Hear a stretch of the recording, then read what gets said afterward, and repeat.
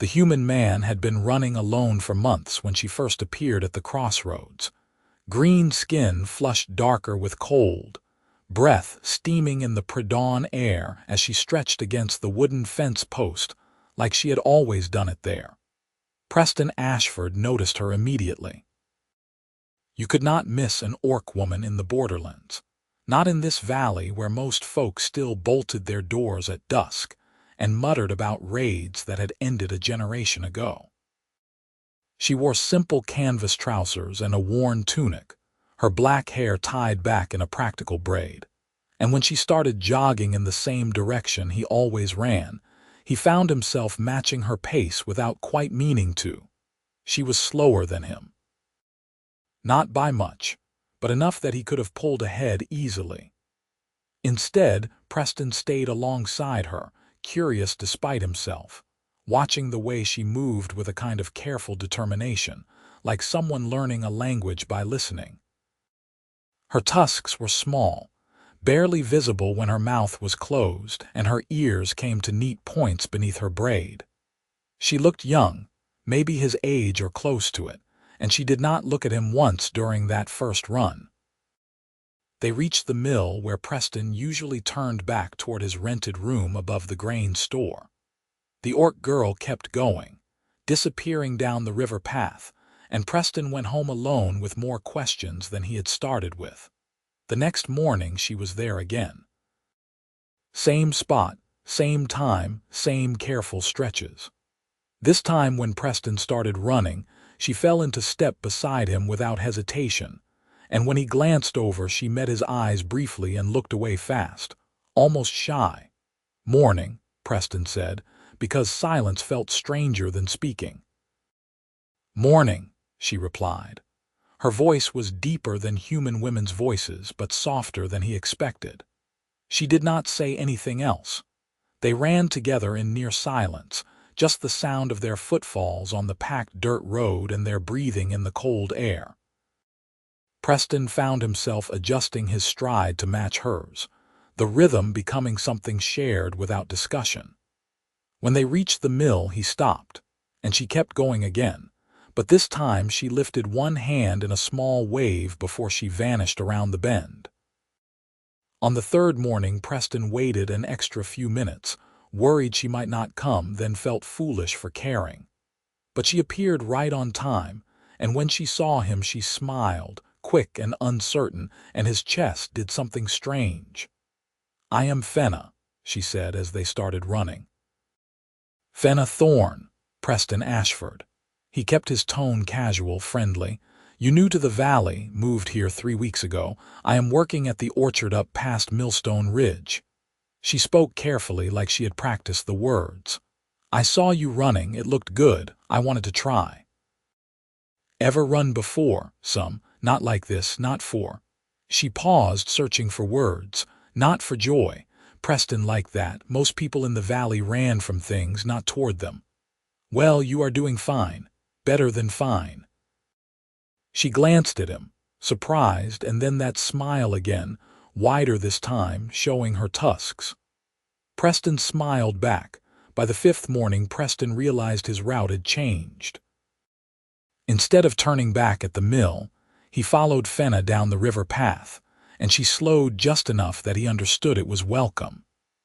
They ran another mile together, past the old stone bridge and up the hill, where the road split toward the ridge orchards. There she finally stopped, breathing hard, her face dark green with exertion. "This is where I turn off," she said. "Same time tomorrow?" Preston asked and tried not to sound too eager. "Yes." Definite, immediate. "Same time." On the 7th day, Preston brought 2 apples from the market and offered her one when they stopped at the bridge to catch their breath. Fenna took it carefully, like it was something precious, and bit into it with a crunch that made him laugh. "What?" she asked, startled. "Nothing." "You just really commit to an apple." She looked confused for a second, then laughed too, a bright surprised sound. "I like apples." "Noted." They sat on the stone wall of the bridge and ate in comfortable silence, watching the sun rise properly over the eastern hills.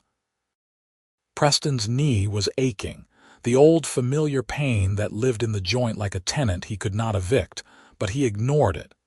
He had been ignoring it for weeks now, ever since he had committed to training for the courier trial. "Why do you run?" Fenna asked suddenly. Preston considered lying or deflecting, then decided against it. "I am training. There is a trial in 8 weeks, the Frontier Courier Service. If I pass, I get a permanent position. Good pay, steady work, and I can stay in one place instead of chasing seasonal jobs." "That sounds important." "It is." Preston flexed his knee carefully, hiding the wince. "It is everything, really. This valley is the first place that has felt like home in a long time. I want to stay." Fenna nodded slowly. "I understand that, wanting to stay somewhere." "What about you?" Preston asked. "Why did you start running?" She looked down at the apple core in her hands. "I saw you. You looked free. I wanted to feel that too." Something in Preston's chest tightened.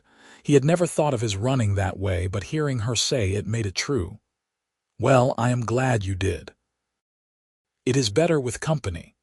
Fenna looked up at him then, really looked, and her eyes were the color of amber in the morning light, warm and clear. "I am glad too." After that they were running together every morning, and their routes merged completely. Preston no longer thought of it as his run. It was theirs. They started earlier so they could go farther, experimenting with new paths through the countryside. Fenna learned the rhythm quickly, her endurance building day by day, and Preston found himself pushing harder to keep up with her natural pace. His knee protested. He ignored it. 2 weeks in, Fenna started arriving with a canteen of water and a small cloth bag of dried fruit, and they made a habit of stopping at different spots to rest and talk.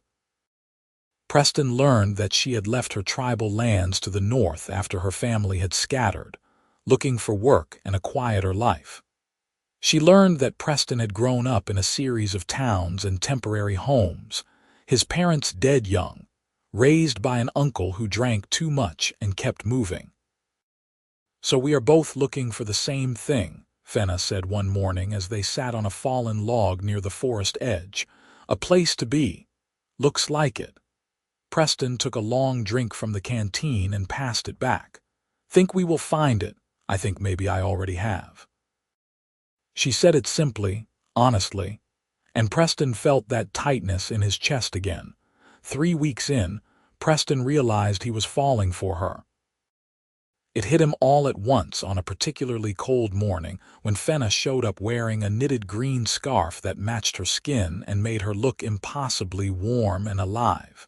And she grinned at him and said, "Race you to the mill," and took off before he could answer. He chased her, laughing, his knee screaming, and when he caught up she was laughing too, breathless and joyful, and Preston thought, "Oh no, this is serious." 4 weeks in, Fenna started bringing breakfast. Fresh bread from the bakery, cheese from the valley dairy, once a jar of honey that they ate with their fingers like children. They sat on the bridge or the hillside or wherever they ended their run, and they talked about everything. Books they had read, work they had done, dreams they carried quietly. "You think people will ever stop treating orcs like monsters?" Fenna asked one morning, her voice careful. Preston looked at her, at this woman who woke before dawn to run beside him, who shared her food and her laughter and her quiet company, and felt anger on her behalf. "The people who matter already have. The rest can catch up or get left behind." Fenna smiled, but it was sad around the edges. "You are kind, Preston Ashford." "I am honest," he corrected. "You are good company. Anyone with eyes can see that.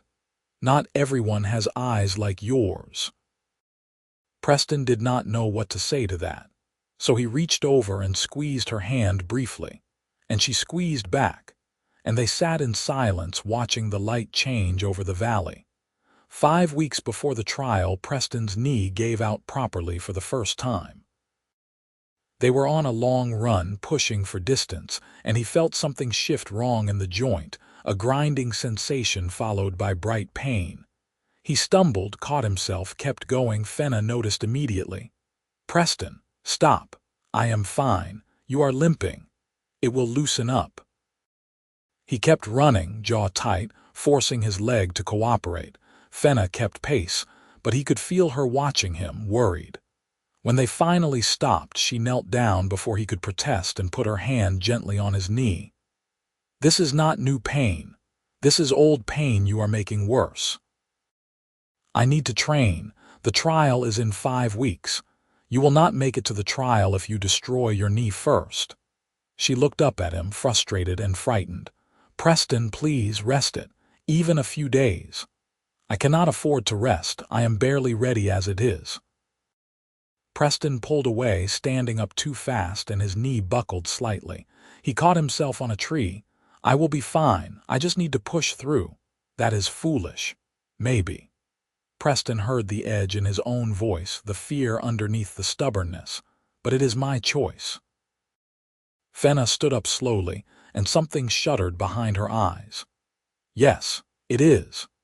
They ran together the next morning, but the easy warmth between them had cooled to something careful and sad. Preston hated it, but he did not know how to fix it without giving up his training, and he could not do that. The courier trial was his future. It was everything. His knee got worse. He started wrapping it tightly before runs, taking willow bark tea for the pain, icing it in the river after. Nothing helped. He got slower, his gait uneven, and Fenna stopped suggesting new routes or longer distances. She just ran beside him, quiet and watchful, and Preston could feel her worry like a weight. 4 weeks before the trial, Preston nearly fell during a simple downhill stretch. Fenna caught his arm, steadied him, and when he looked at her, he saw tears in her eyes. "Please," she said. "Please stop this. I cannot." His voice cracked. "Fenna, if I do not pass this trial, I will have to leave the valley. There is no work for me here come winter. I will have to take a job in the southern timber camps or the northern mines, and I will be gone for months, maybe years. This is my one chance to stay. Not if you ruin your knee so badly you cannot run at all." Fenna gripped his arm tighter. "You are breaking yourself for a chance at something, and you will lose the chance and yourself both. What else am I supposed to do?" Preston pulled away, angry now, frightened. "Give up, let it go. I have been running toward this for months. It is all I have." "That is not true." Fenna's voice was very quiet. "It is not all you have." Preston looked at her, at the hurt in her face, and felt something crack inside him. "I know. I know. But I need this, Fenna. I need to know I can build something that lasts. Then build it right, not on a broken foundation." They stood there on the road in the cold dawn, and Preston did not know what to say. Finally, Fenna stepped back, letting him go. "I will see you tomorrow," she said, and turned toward the orchard path without waiting for an answer. That night Preston lay awake in his small room, his knee throbbing despite the willow bark tea, and stared at the ceiling. He thought about Fenna's face, the fear and frustration in her voice, and he thought about the trial. And he thought about the choices that backed him into this corner where everything good seemed to require sacrificing something else good. The next morning, Fenna was waiting at the crossroads as always, but there was something different in the set of her shoulders, a determination that Preston recognized as dangerous. "We are doing a slow run today," she announced. "Very slow, and then we are going to talk." "Fenna, no, my turn." She met his eyes steadily. "You have been running yourself into the ground for weeks, and I have watched it because I thought you would come to sense on your own. But you will not, because you are scared, and when you are scared you push harder. I know because I do the same thing. So now I am going to tell you something I have not told you, and you are going to listen." Preston closed his mouth and nodded. They started running slowly, barely faster than a walk. Fenna matched his pace exactly, and then she started talking. "Before I came here, I was a tribal messenger." "Do you know what that means?" Preston shook his head. "It means I ran messages between settlements and hunting camps. sometimes 50 miles a day through rough country, carrying news and trade information and emergency warnings. I ran for 6 years. I was fast. The fastest in my clan, maybe the fastest in 3 clans. Fenna's voice was matter of fact. No boasting, just truth. And then I injured my ankle on a bad trail and I kept running because I had a message that could not wait, and I turned a sprain into a break that took half a year to heal properly. I almost lost the ability to run at all. Preston stumbled slightly. Fenna steadied him without missing a stride. I learned something in those 6 months. I learned that there is no honor in destroying yourself for a goal. I learned that rest is not weakness, it is strategy. I learned that you cannot finish a race you never make it to the starting line for. She glanced at him. You are making the same mistake I did. You think pushing through pain makes you strong. It does not. It makes you broken. But the trial will still be there if you rest for a week. 2 weeks. However long it takes for that knee to stop screaming every time you step on it. Fenna's voice softened. Preston, I have been running slower than I can since the day we started. I have been holding back to match your pace because I did not want you to feel bad. But I have also been watching you get worse, and I cannot watch it anymore, not when I know how to help. Preston stopped running entirely. They were on the river path, the water loud over stones, and he turned to look at her fully. You have been holding back. Yes, no shame, no apology. I wanted to run with you, not past you. But now I need to help you, and that means telling you the truth. Your form is wrong for long distance. You are landing too hard on that knee. Your breathing is shallow, so you tire faster. You are training every single day with no rest, which means your body never recovers, which means you are slowly making yourself weaker, not stronger. Preston felt something loosen in his chest, relief and fear tangled together. You could fix that. If I rested and trained differently, you could help me get ready. Yes, simple, certain, but you have to trust me, and you have to stop running for at least a week starting now, a week. Preston calculated frantically. 4 weeks until the trial minus 1 week rest, 3 weeks to retrain properly. It was tight, it was terrifying. But looking at Fenna, at the confidence and care in her face, he found himself nodding. Okay, yes, help me. Fenna smiled, and it was like the sun coming out. Good. Now let us walk back slowly and get ice on that knee before it swells any worse. The week of rest was the hardest thing Preston had ever done. His body twitched with the need to move, to train, to prove he was not wasting precious time. But Fenna was there every morning anyway, and instead of running they walked slowly, and she talked him through everything she knew about distance running. It is not about speed, she explained as they ambled along the river path. Not really. It is about efficiency. Every movement should cost you as little energy as possible. Every breath should fuel you for 3 strides, not 1. You learn to run like you could run forever, and then distance becomes irrelevant. Preston listened, absorbed, and asked 100 questions. What about hills? What about breathing in cold air? How do you pace yourself over miles? Fenna answered everything patiently, and Preston realized she was not just a natural runner. She was an expert, someone who had spent years learning the craft. On the 3rd day of rest, his knees stopped aching constantly and subsided to a dull background throb. On the 5th day, he could crouch and stand without wincing. On the 7th day, he woke up and felt almost normal, and when he met Fenna at the crossroads, she looked him over critically and nodded. Today we start again, but we start my way. Fenna's way was different from everything Preston had been doing. They ran short distances at a slow pace, focusing entirely on form. She made him land softer, roll through his foot differently, hold his shoulders looser. She made him breathe in patterns, deep and rhythmic, until it became automatic. She made him rest between runs, drink more water, eat better food. "You are rebuilding yourself," she said when he complained about the slow pace. "Be patient." Slowly, carefully, Preston's body started to remember how to run without pain. The knee still ached sometimes, but it was manageable now, not screaming. His endurance came back stronger than before because he was not exhausting himself every single day. And running beside Fenna, matching her stride, learning from her, Preston felt something shift between them, the partnership deepening into something richer. 2 weeks before the trial, they ran 10 miles without stopping, and Preston's knee held. He wanted to shout with relief. Instead, he grabbed Fenna and hugged her, lifting her off her feet, and she laughed and hugged him back, fierce and warm. "You did it," she said into his shoulder. "We did it." Preston set her down but did not let go.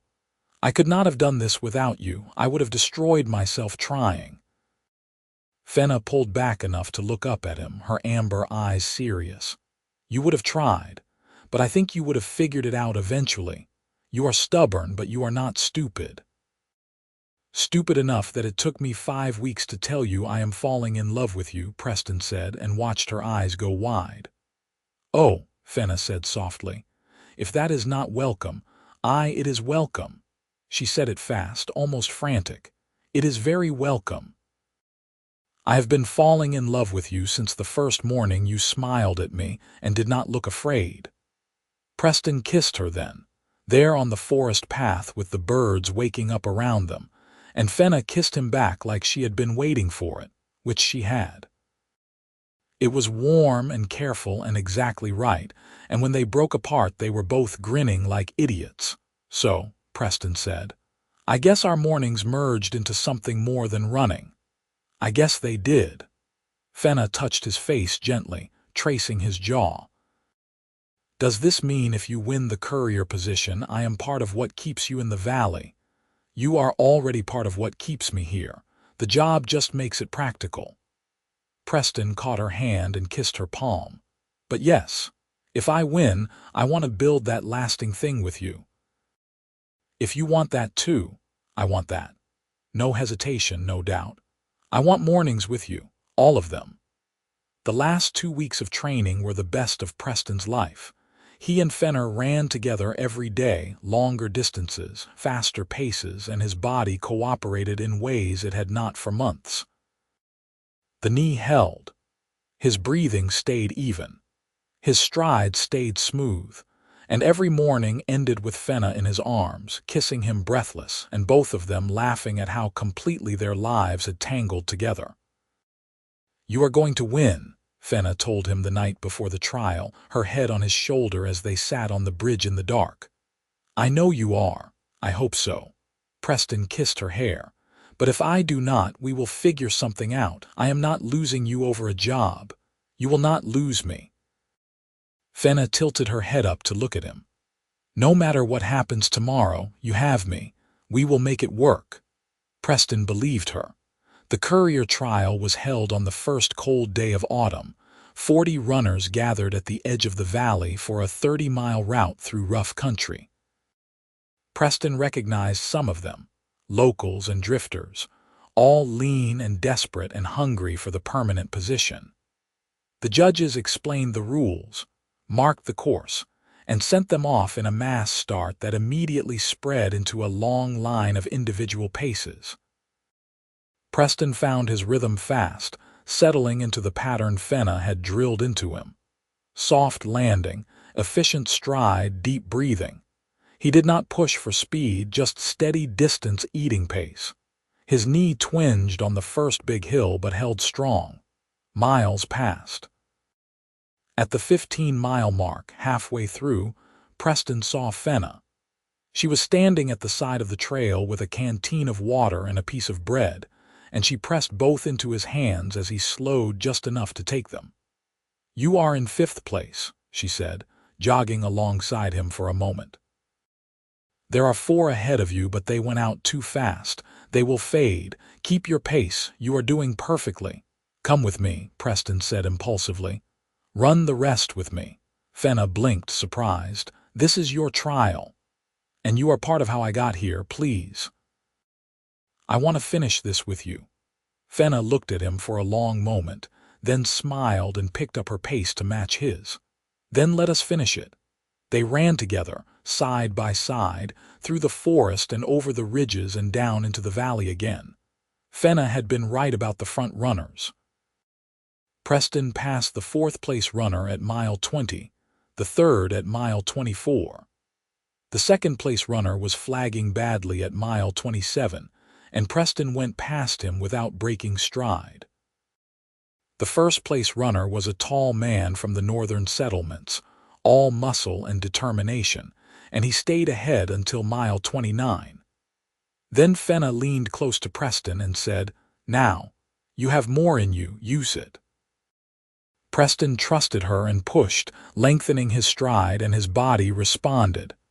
The knee held. His lungs filled. He passed the northern runner on the last hill and hit the final stretch with Fenna still beside him, both of them running flat out. And they crossed the finish line together with Preston one stride ahead of the competition, and Fenna laughing breathlessly beside him. The judges looked confused about the orc woman who had appeared halfway through, but they confirmed Preston's win and offered him the courier position on the spot, and Preston accepted with a handshake and a grin he could not suppress. Fenna hugged him so hard his ribs creaked. "I told you." "I told you."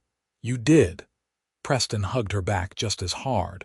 "You got me here, Fenna. This is yours as much as mine." "No," Fenna said, pulling back to look at him. "This is yours. I just reminded you how strong you already were." Preston kissed her in front of everyone, the judges and the runners and the scattered crowd of onlookers, and he did not care who saw or what they thought. When he pulled back, Fenna was blushing dark green and smiling so wide her tusks showed fully, and Preston thought he had never seen anything more beautiful. The courier master, a grizzled older man with shrewd eyes, approached them as the crowd dispersed. "You are Preston Ashford." "Yes, sir." "And this is your training partner." He looked at Fenna with interest, not hostility, which was rare enough to be notable. "This is Fenna Thorne. She is the reason I finished it all."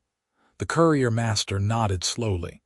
"I watched the last 10 miles. You both have good form, strong pace."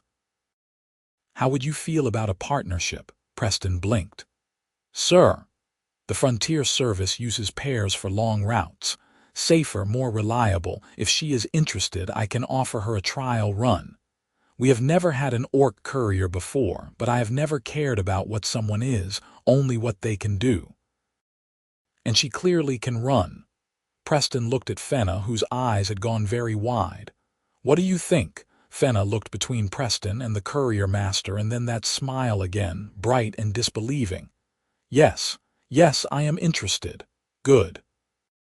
Report together next week, and we will start you on local routes. See how you work as a team. If it goes well, the position is permanent for both of you." The courier master shook both their hands and walked away, already calling instructions to his assistants. Preston and Fenna stood there in the settling dust of the finish line, and then Fenna started laughing, helpless and joyful. "Did that just happen?" "I think so." Preston grabbed her hands. "We are going to be couriers, together, both of us." "Both of us," Fenna repeated and kissed him again, slower this time, sweeter. "Our mornings merged and now our work too. What is next?" "Everything," Preston said. "Everything good." They started the following week, running messages between valley settlements, learning the routes and the rhythm of the work. It was hard, demanding, sometimes lonely when the runs were long and the weather was bad. But they did it together, and that made all the difference. Fenna's natural speed and Preston's rebuilt endurance complemented each other perfectly, and the courier master quickly trusted them with longer routes, more important messages. The valley people adjusted slowly to the sight of an orc woman running the mail routes. Some accepted it immediately. Others grumbled but paid for the service anyway. A few refused to deal with Fenna at first, but Preston made it clear they were a team, and eventually even the holdouts came around or took their business elsewhere. Fenna moved out of the tiny room she rented near the orchard and into Preston's slightly bigger room above the grain store. They pooled their courier wages and saved carefully. They ran every morning, work routes or just for joy, and their life developed a rhythm as steady as their footfalls. 6 months after the trial, on the first warm morning of spring, Preston took Fenna to the stone bridge where they used to stop and rest in the early days. He had a question ready, a small silver ring in his pocket, but when he tried to ask, his voice stuck in his throat. Fenna looked at him, patient and amused. "Are you going to say something or just stare at me? Marry me." Preston got it out fast, inelegant. "I know it will be complicated and some people will hate it and we will have to deal with things I cannot even predict, but I do not care. I want every morning with you. I want to build this life together properly. Marry me." Fenna's eyes went very bright. "Yes, yes, yes," she laughed and grabbed him. "Of course yes. I have been waiting for you to ask for weeks. I was starting to think I would have to ask you myself." Preston pulled out the ring, his hands shaking slightly, and slid it onto her finger. It fit perfectly, silver bright against her green skin. "I love you. You know that, right? I love you so much it scares me sometimes." "I know." Fenna kissed him soft and sure. "I love you too." Since that first morning, maybe even before, they were married a month later in a small ceremony by the river, with the courier master and a handful of valley friends as witnesses. No priest would agree to perform the service for a human orc couple, so they wrote their own vows and spoke them to each other with their hands clasped tight, promising mornings and distance, and whatever came after. Fenna wore a simple green dress that matched her eyes. Preston wore his best shirt and could not stop smiling.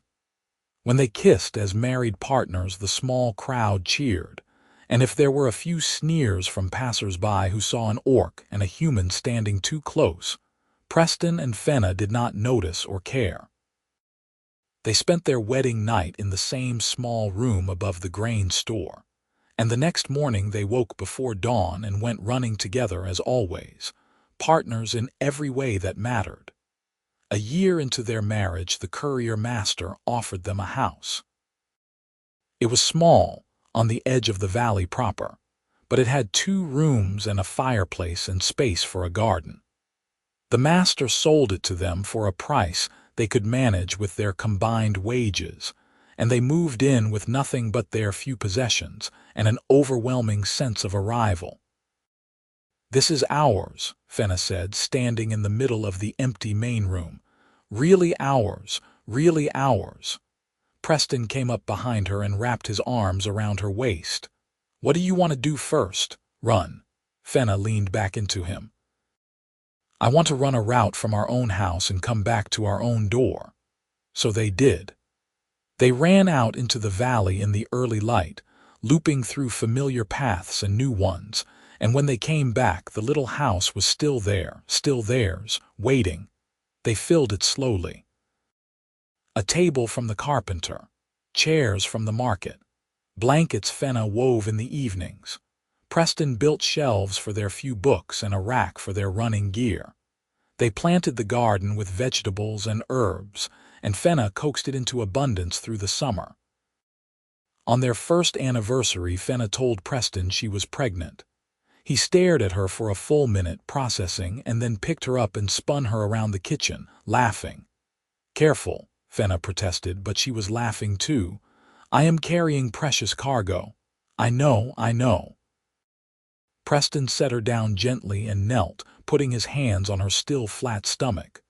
"Hello in there. This is your father. I am terrified and thrilled, and I promise to do my best."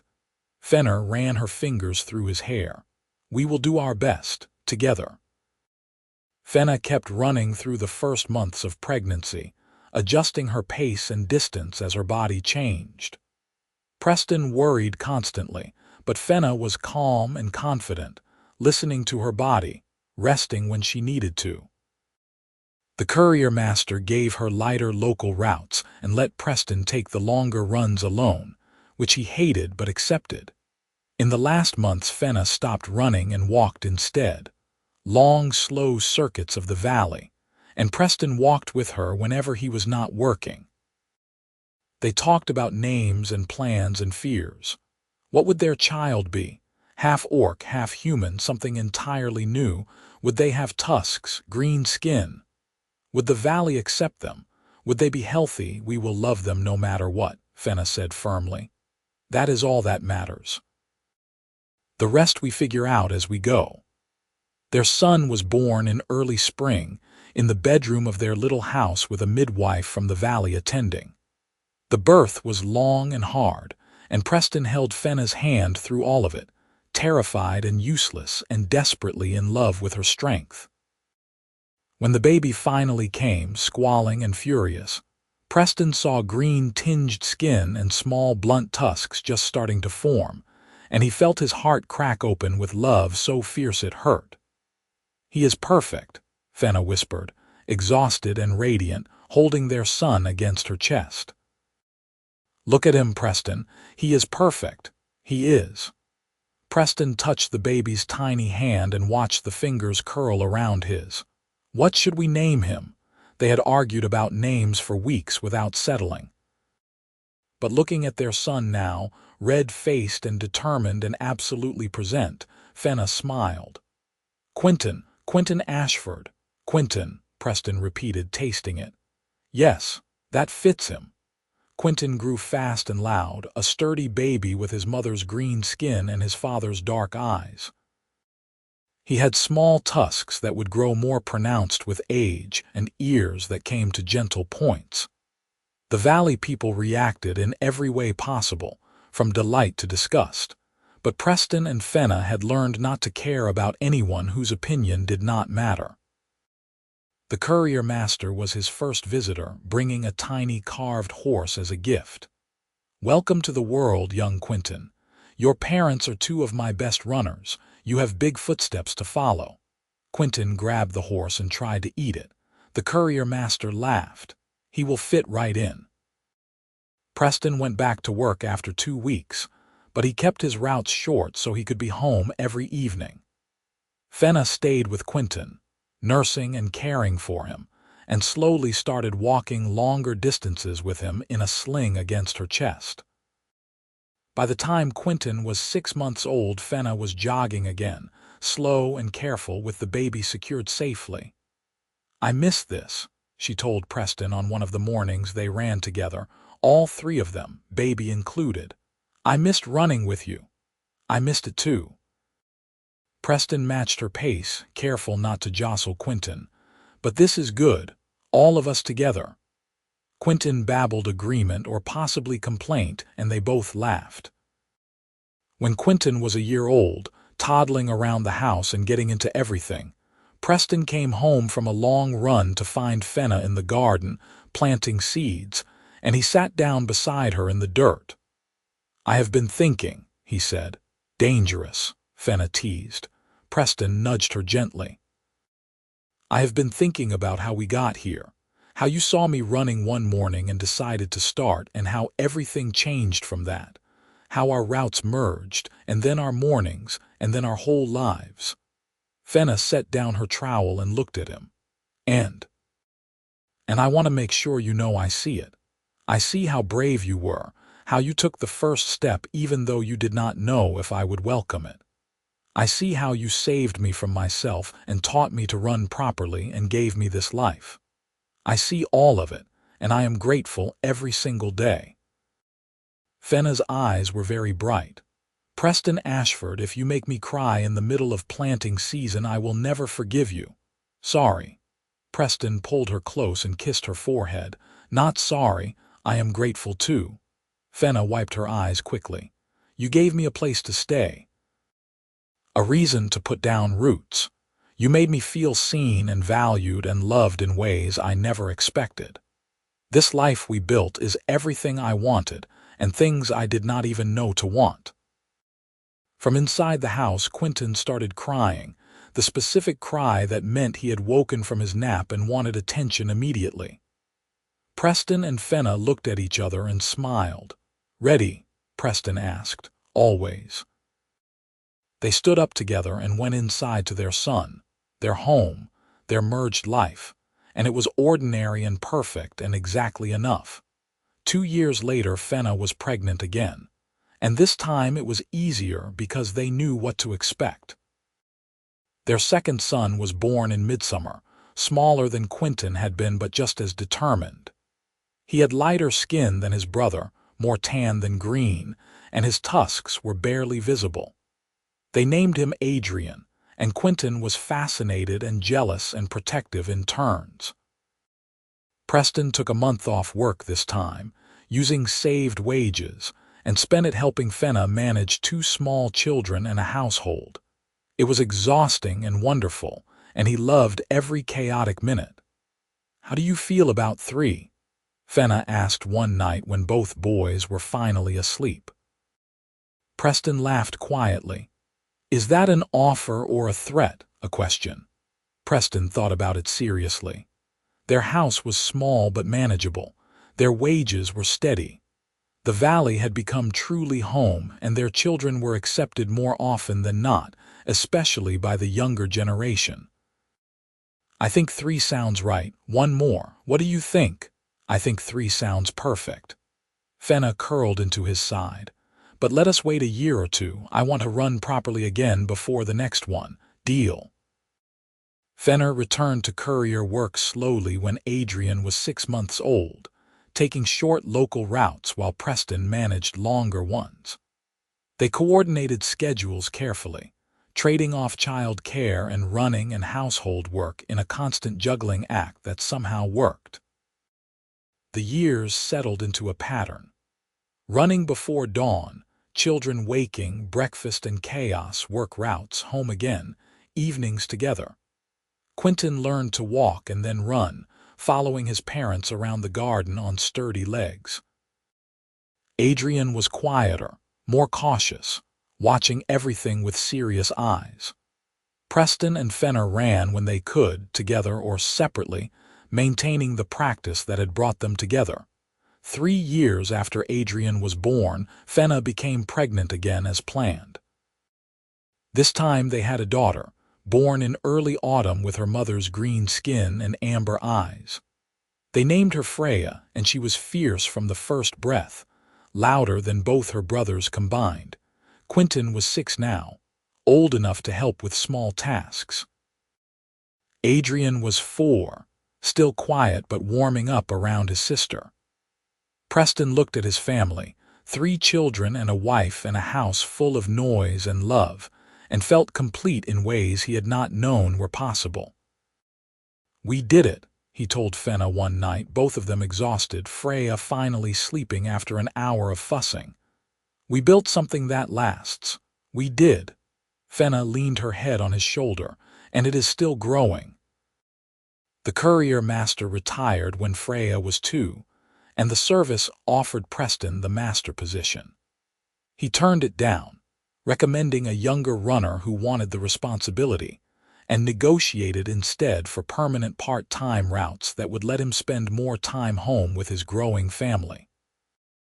The new courier master approved immediately, and Preston settled into a new rhythm. 3 runs a week, longer routes but fewer of them, and the rest of his time devoted to his children and his wife and the garden that now took up most of their small property. Fenna took a similar arrangement, and together they managed to keep their family running smoothly. It was not always easy. Children got sick, money was sometimes tight, the valley still had people who looked at their mixed family with hostility.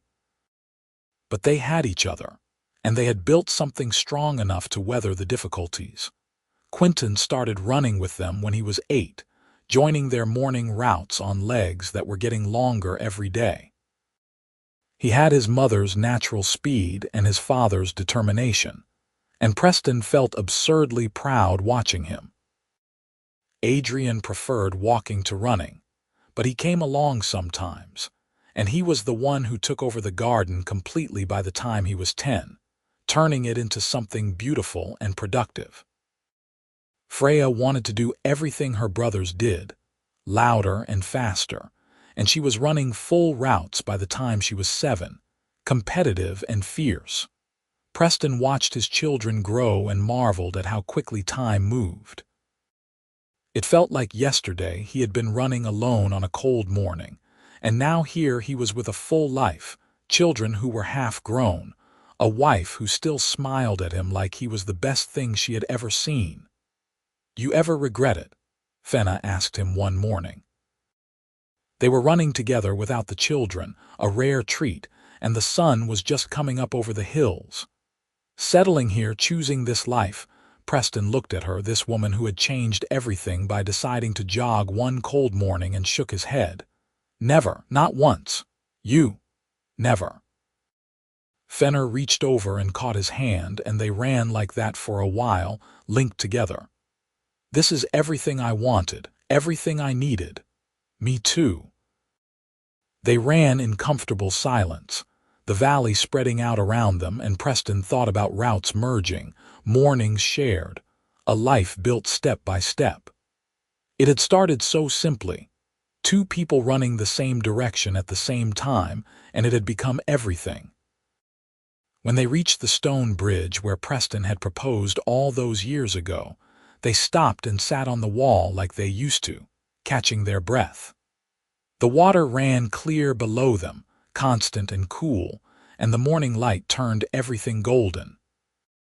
"I love you," Preston said, because it never got old to say, and Fenna deserved to hear it as often as he could manage. "I love you too." Fenna leaned into him.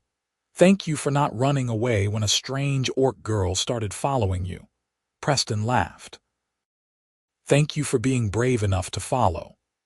They sat there as the sun rose higher, and then they stood and ran home together, to their children and their house and their merged mornings, the life they had built one stride at a time, and it was good, and it was enough, and it was theirs.